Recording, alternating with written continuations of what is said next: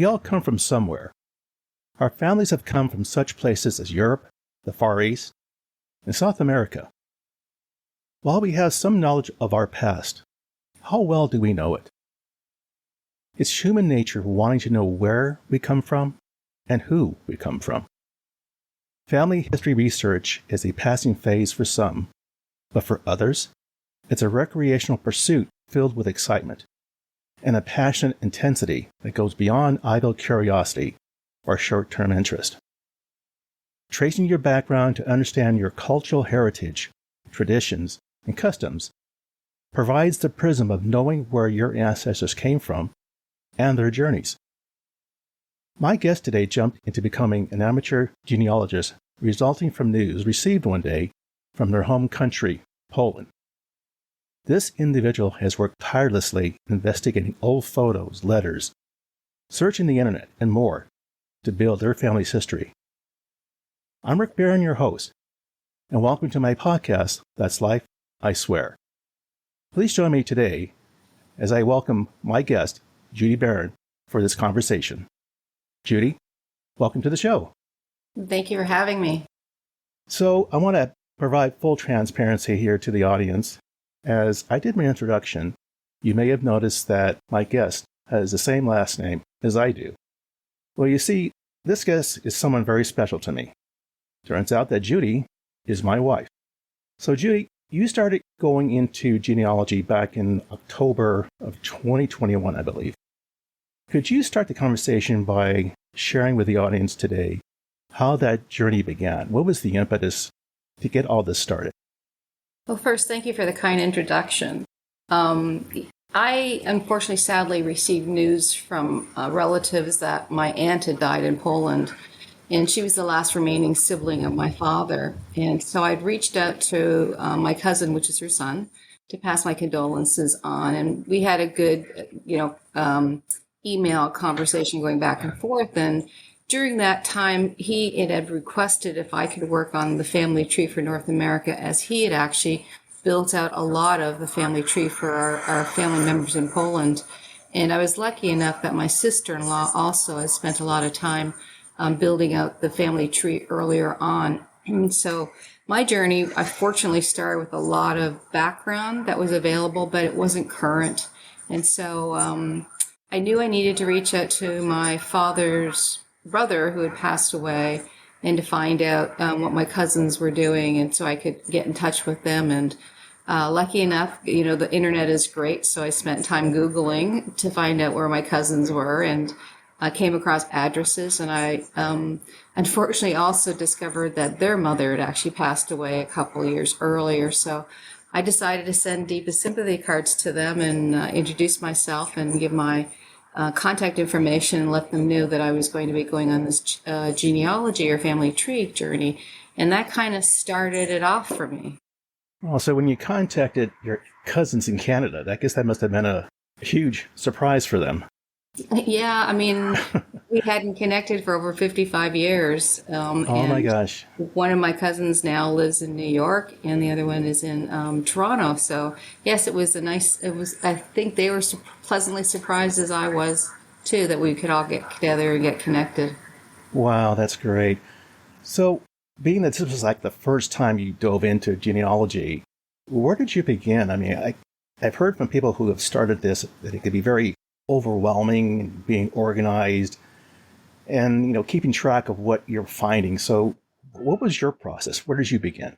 Well, fortunately, I'm a big PowerPoint and a Microsoft Word user. I guess my days in high tech prepared me to help chronicling this information. For me, it was easier to put content into a PowerPoint or a Word file and not necessarily using the tools that are available like Ancestry or MyHeritage, because I'd have to worry about training myself on them. So it really was, PowerPoint plus and just building up family trees and, building charts and everything like that. And I used the Word more so for organizing information that I had found, so I could have some historical reference of my discoveries as I went along, such as making sure that I had the accurate information on dates and names and, building that information out. But I went to the step also of not only just getting the textual information, but I ended up getting photographs of everyone. So we have a photographic family tree representation as well as, dates and birth dates and names and a context for all the siblings of my father from Poland. Wow. Well, I know I can back up what you're saying, because I know when you first started, you were taking copious notes on everything that you were discovering and watching you draw out family trees and listing the names and the birth dates and all. So I know there were many nights where you were up very late trying to gather all this information. And it just seems like all of a sudden you just kind of dove into it, and you seems like when you found one avenue of information, it's like, oh, I don't want to put it down. Everything is going too well. I got to keep going. And sometimes you wouldn't come to bed until like 1 o'clock in the morning. So you were putting a lot of effort into this. Yeah. So during the journey, as you were gathering all this information, were there any unusual discoveries, even surprises, that maybe you could share with the audience as you were going through this process of building your family history?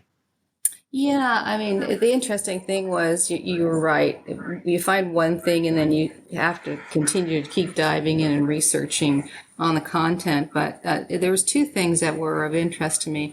One, I had to reach out to the Canadian government to obtain immigration documents for my parents and my older brother. And the interesting thing that I saw there was that my father came into Canada with $21 when he immigrated into Canada, and that he could actually speak English, which was interesting, coming from Poland, and that my uncle had actually sponsored their immigration to Canada. So that was an interesting piece of discovery for me. And then the second was that my younger brother had several letters that my parents had received from relatives in Poland. And I was able to get them translated by a wonderful lady in Krakow who helped me piece together information that was, acquainted to my mother's side of the family. And my mother's family tree is a big mystery, so it was nice to kind of get some details on that. But I found out that my grandfather, her father, at one point in time was in Austria, and that he potentially was with the French Army or the French Foreign Legion. We're still trying to figure that one out. And that he did go to Indochina during the wartime, and that he had been injured and then transported back to Paris, and eventually made his way to Venezuela. And at that point in time, the correspondences indicated that they hadn't heard back from him up until I think it was 1947 or 48. So we kind of lost contact as to my mother's side of it, but it was just really interesting to see that piece of it. And plus we have several pictures of him as well that we're still trying to figure out what's the type of uniform that he's wearing, and, what are the, his possible journey during World War II is still to be discovered. Right. And just to share a little tidbit of information to the audience too. Sadly, both of my wife's parents have passed away, and her father passed away after her mother did. And we flew up to Canada to get together with Judy's brother and other relatives to, collectively gather photos that we were going to set up at the funeral so that people could take a look and see a little bit of history of Judy's father. And I was going through this shoebox of photos, and as I was sifting through the photos, I came across this one photo that showed Judy's father in uniform with another Polish soldier. And they were talking to this American officer. And when I looked at the photo closely, I was absolutely stunned. And her brother called out to me as to what was wrong. And I said, no, there's nothing wrong. He said, but have you seen this photo? And I showed it to him. I said, oh yeah, I've seen it. I said, do you know who this American officer is that your father is talking to? I said, I have no idea. And I said, my friend, that is Dwight D. Eisenhower. He was the supreme commander of the Allied forces during World War II. And plus he was our 35th president of the United States. So, you never know what you're going to find as you go through this research of your family past. So just something to bear in mind. If you never done this, you might want to give it some thought and take into consideration some of the surprises you're going to come across, like I did and my wife did as well. In looking back at what your parents did, I have to wonder, did they ever share with you that coming over here to Canada from their home country, Poland, how was that for them? I mean, what was the transition like to come to a different country and literally start all over again? Well, it's the interesting thing. I think a lot of siblings who have parents that went through World War II have very little information about what that was like. It was just something that they just didn't want to talk about. And so the stories that we have between my two brothers and my sisters are like a little patchwork of information, because what they may have heard was different than what I heard. And I think we've had this conversation. It's kind of like that phone game. The one thing that one person doesn't necessarily translate to the next one. And so we're trying to piece together what life might have been like. And I've been fortunate enough with my father. He did maintain pieces of his military documentation. So we've been able to figure out,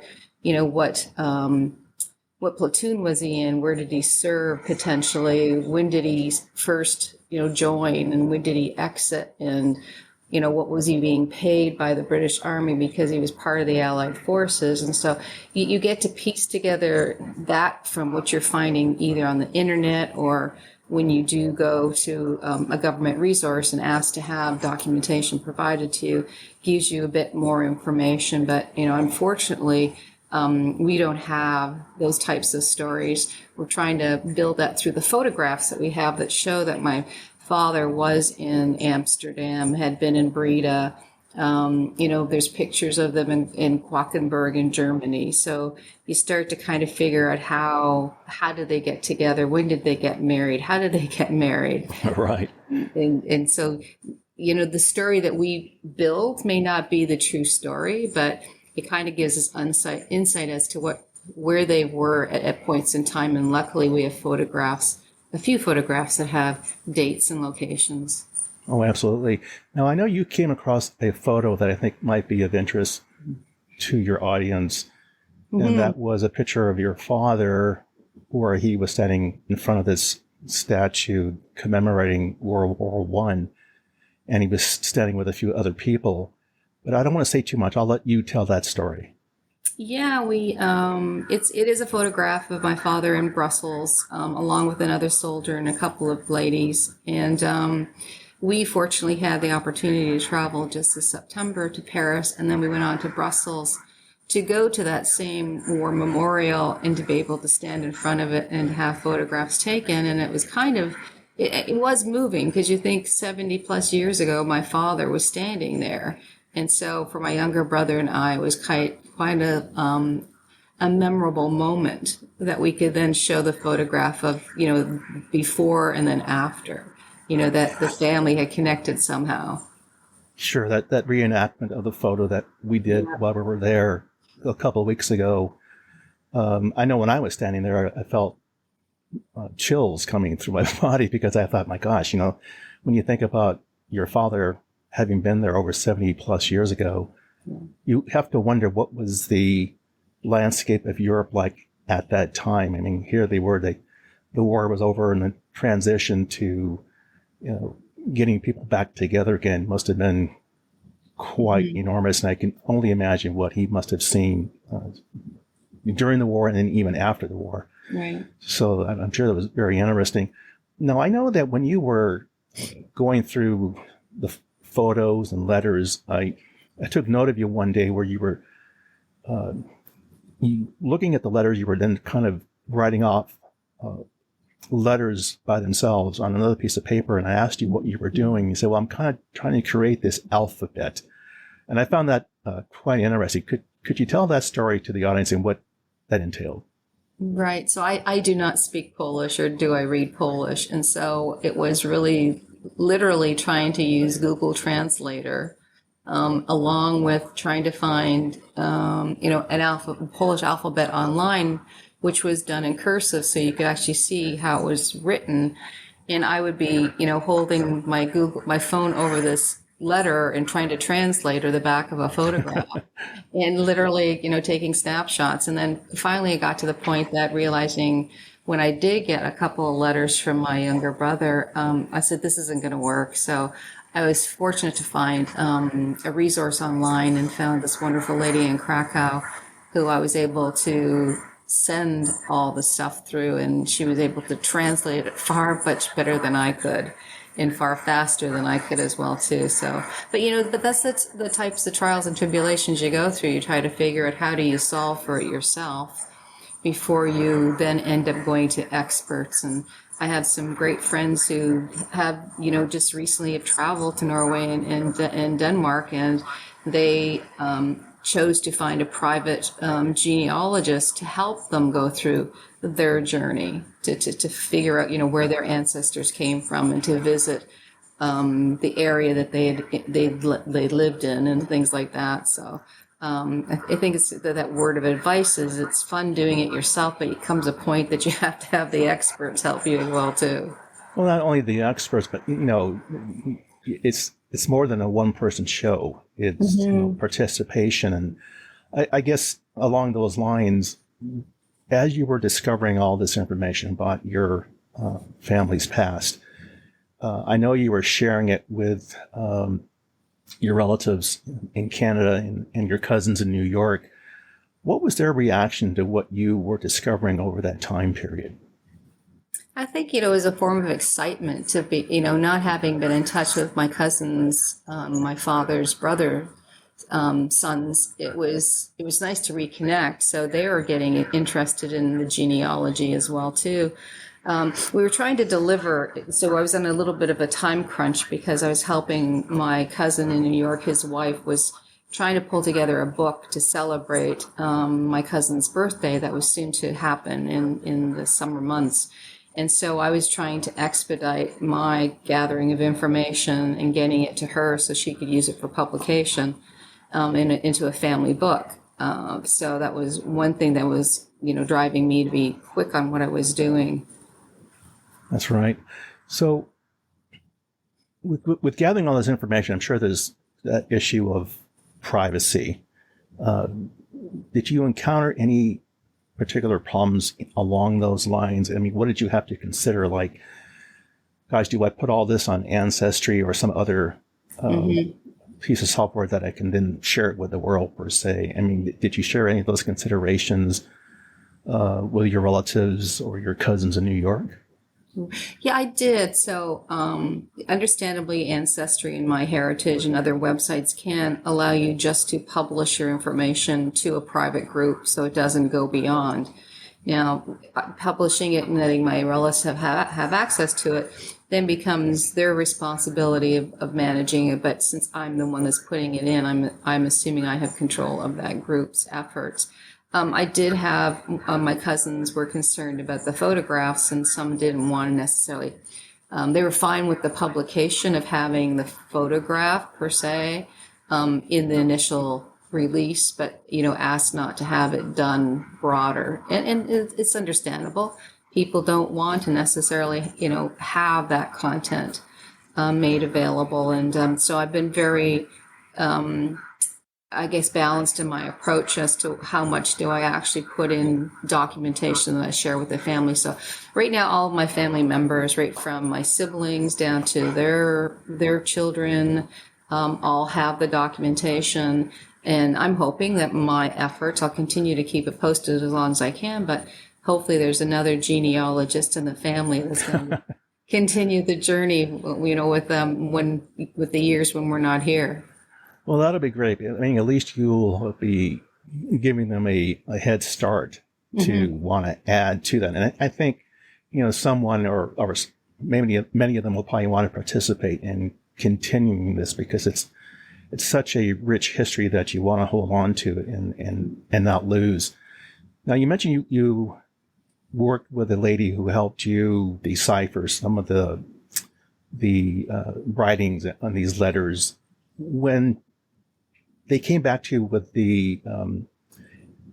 what the letters were conveying, Did that open up other doors for you to say, oh, now that I know what this letter is saying, I can now go in this direction to get some new information? Well, it does, but at the same time, too, it raises a lot of other questions too as to, You why did this happen? Who were they? And it's interesting. Go back to that phone game. When I passed the letters on to my siblings, they started also doing their investigation. And as you and I were traveling with my younger brother and his wife, we were then having conversations. So, well, why did we get letters that were posted from a school? What type of uniform was my grandfather wearing? Who is this Peter person? It's like, right. you just start starting to think, oh, that's my grandfather's brother. And so we don't know. And so it's not a game, but you start thinking about, okay, what does this really represent?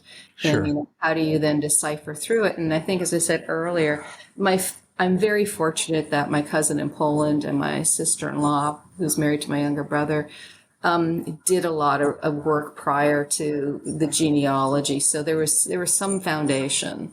What I was able to do was then bring in another piece, which was my father's brother, which is my two cousins in Toronto and New York and their family. And then we also brought in my aunt who had passed away, which started this whole journey, her side of the family. So we have a full family tree of the siblings under our family's maiden name or surname. What I want to also identify is not only did that come out of my journey, but it made me do a lot of research. I wanted to understand when my father joined the Army, what was his journey. And so it got me into doing much more investigation into World War II. What was Poland's involvement, and what was the troop that my father was associated with, what was their journey. And when my father joined in August, I believe, of 1944, the Army, where did he train? Well, he trained in Scotland. Oh, that was interesting. Why was it in Scotland? Oh, then he was training with Canadian troops. Oh, now that's how he learned English. So he started to understand when he came over from immigrating to Canada, he could speak English already because he was being taught by these Canadian soldiers. And it's oddly that he ended up in Canada. Right. And I think with the accent, I remember you told me a story about, I think it was your sister. She was in school and she was asked to, I don't know, identify something, but I'll let you tell the story. Well, translation of words, resonate well from you when you're Polish to English, not very well. And so my sister can recall a story where they were talking about tools that people used. And I guess they've shown a picture of a screwdriver. And my sister at the time, raised her hand, very excitingly to say she knew what that item was and proceeded to call it a screwdriver. And, the teacher unfortunately did not, understand why she had said that. And it was because that's how that word screwdriver, when I guess translated with Polish, it actually did have that type of analogy, the driver, Right. to drive screws. And so we joke about it. My father also could not say the word like change. He was a mechanic. So he would say it's time to change the oily. Change the oil. He would say it's time to change the oily. We'd have conversations around that as well too. But it's just the translation of it. So what I think is so interesting too, when you were sharing with me parts of what you were discovering, I think about your parents, and as I said earlier, coming to to Canada, and starting all over. And you have to think about all the other people who followed that same journey, not maybe just going to Canada, but maybe coming to the United States, wherever, and then having very little in their pocket and just having to start their lives all over again. I mean, what a strong will that generation had to have had to endure that and make it happen. Yeah, part of it was though too, my parents didn't come over as part of the immigration that happened after the war. Soldiers left and came. They came a little later, so they didn't necessarily become as that first wave. They were sponsored through my uncle who had already lived in Canada. And so having that sponsorship made it probably a little bit easier. There was someone that they knew that when they landed here. So they had the ability to blend into society. And when they did immigrate, it was to northern Ontario in Canada. So it was very French Canadian. So you can imagine how much that made it much more difficult. People weren't necessarily speaking English; they were speaking French. You're English. You're trying to, integrate into a community, and like everybody, there's biases around. You're not necessarily Scottish or Irish or English.